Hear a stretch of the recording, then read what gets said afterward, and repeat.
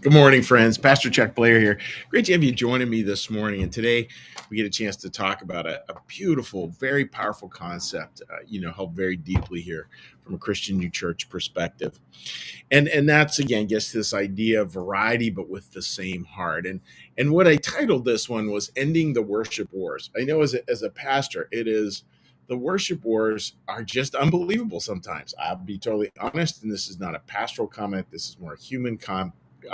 Human way to put it is it drives me crazy a lot of the time. Just the amount of time we spend analyzing, critiquing, going after other people of different forms of worship than what we do. We are sure that there's one form of worship, and that is the only way God can be present, and leads to all kinds of bad decisions. Because, folks, if we hold that there's only one form of worship that God can be present in, it's not a far leap to think there's only one kind of person God can love. And boy, we got to be super, super careful with that. And it's interesting, if you have a desire to be a fundamentalist Christian New Church person, what you have to do is you have to be very fundamentalist about being very ecumenical. So we take this very seriously, that we actually have to embrace variety. We have to allow there to be different forms, and that different forms is what actually gives I don't know, gives kind of a roundedness to faith. It gives God a bigger field to play in, so to speak. So I want to read you a couple passages on this. And this is, again, the context of these three brothers we've been talking about, Noah's sons, Shem, Ham, and Japheth. And the idea that, the one brother, the brother who's very judgmental, which is Ham, he represents a church that would want nothing to do with this, that's all into worship wars, all into using religion as a weapon, weaponizing faith, versus the other two brothers who would represent a gentler approach to faith, one that is much more inclusive and ecumenical. So let's just take a look at a couple lines here. Here's Swedenborg talking about churches. There are inner attributes then inside the outward practices, and they create a single church. Beautiful idea. You have a single church. Of course, the outside may look very different, but the heart is the same. He goes on to say the ancient church and the Christian church differ not at all in their deeper values. He's talking about a church of old, church before Jesus came along. Not at all in their deeper values, only in their outward rituals. Worshiping God in charity, in service, you could say in service or in loving kindness there as well, can never differ, no matter how much the outward expression varies. And that, boy, that's powerful stuff. And see, that's why I think we have to hold on to that in a really fundamentalist way. Like, all these outward rituals are going to vary, and our job is to find the heart that is shared by all. And when we can do that, boy, good stuff can start to happen. So how do we do that? How do we kind of end the religious war? How do we just move beyond that? Well, I think, folks, if you're using your faith to judge who gets in and who gets out, not particularly good use of faith. If you're using your faith as a way to figure out how to serve, how to love God, how to love other people, I think that's much more what Jesus would ask of us. So I would start with that point. And the other point I would offer, and this has just been a fun one over the years, is curiosity. Just be curious. I mean, a lot of faiths do a lot of really interesting, cool, fascinating things that can really add a lot of richness to our lives. And actually, for me, it's actually made me more committed to my faith. But it's a commitment that's very deep, and I don't feel threatened by other churches or other denominations, or I just feel like, boy, these people all have something, and most of you watching this get that totally.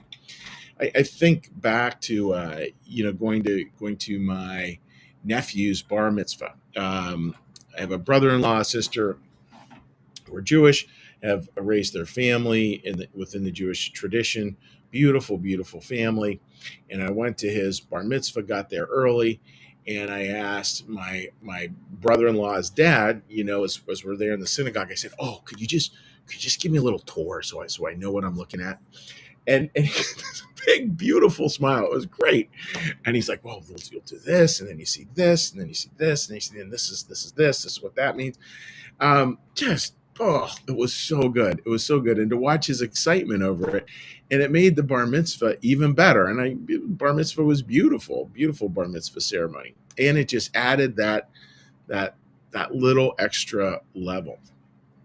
And again, what I got clear on is, maybe our external rituals differ, but you know what? The heart's still the same, and that's where we want to share. We want to share on that level at the heart.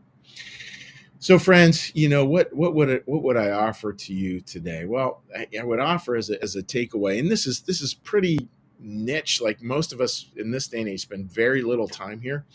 If you are engaged in worship wars of any way, shape, or form, stop it.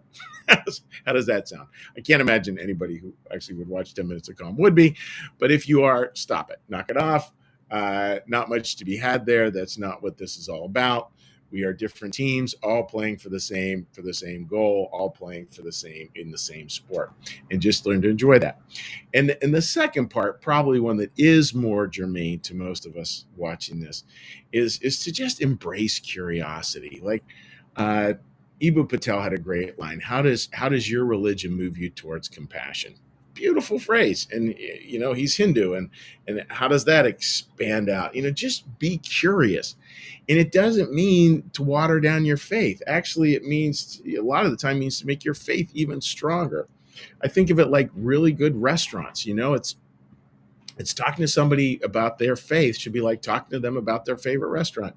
And they may talk about sushi. You may not like sushi. It may not be your thing, but you can like learning about sushi and like learning what they love and what really moves them. And that should make us even more, I don't want to say certain, but even more grounded in the beauty of our own faith, knowing, yeah, this is what we have to offer, not something watered down or namby-pamby.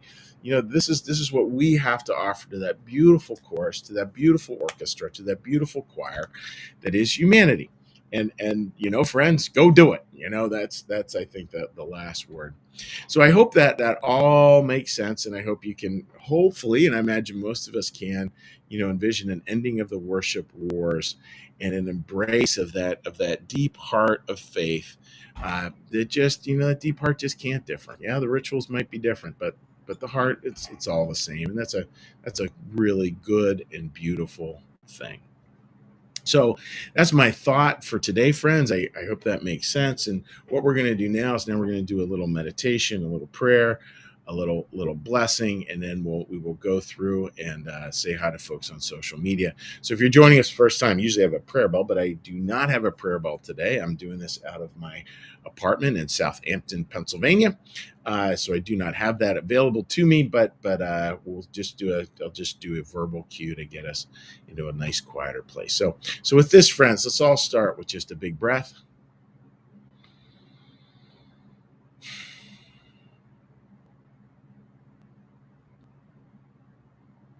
Be still and know that I am God.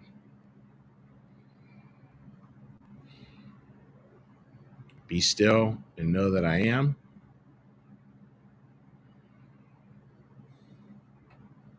Be still and know that I. Be still and know that.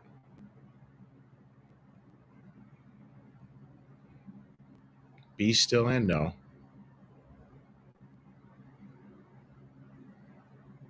Be still and.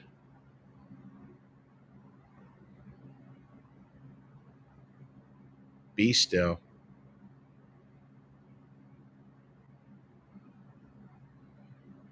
Be.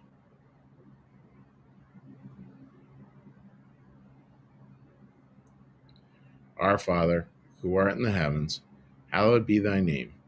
Thy kingdom come, thy will be done, as in heaven, so upon the earth. Give us this day our daily bread, and forgive us our debts, as we also forgive our debtors. And lead us not into temptation, but deliver us from evil. For thine is the kingdom, and the power, and the glory forever. Amen. May the Lord bless you and keep you. May the Lord make his face to shine upon you and be gracious unto you. May the Lord lift up his countenance upon you, bring you peace, and bring you home. Amen. All right, dear friends, let's take a little quick peek here and see if we have any comments. Again, and folks, people leave comments all the time over the course of the week. Always feel free to leave a comment. It's just wonderful to hear from people. Brandon Heath, my good buddy, good morning to you, my friend. Marcus, good morning to you. And Gene, good morning to you. I hope you're doing very well, my friend. And now hopping over onto this page. Okay, some more comments there. Kim, good morning to you, and I agree with you there. Good morning to everyone. Paige, wishing you a very good morning. As a good morning good morning to you as well, Linda. And I like your comment. Jerry. New Church Live needs to buy a billboard reading "Stop It." I don't know if you ever, Bob Newhart. For those of you who were watching TV in the '80s and early '90s, Bob Newhart has he's a psychiatrist. He has a great little vignette. You could Google this or just hop on YouTube and watch it. And somebody came to him with this complaint about something, and he just says, "I'm going to tell you what you need to do. Stop it." I think it's a line that always makes me giggle. Just stop it. It's that simple. And Patricia, great to see you joining us as well. So friends, just God bless. Have a great day, and we will see you tomorrow. Take care. Bye-bye.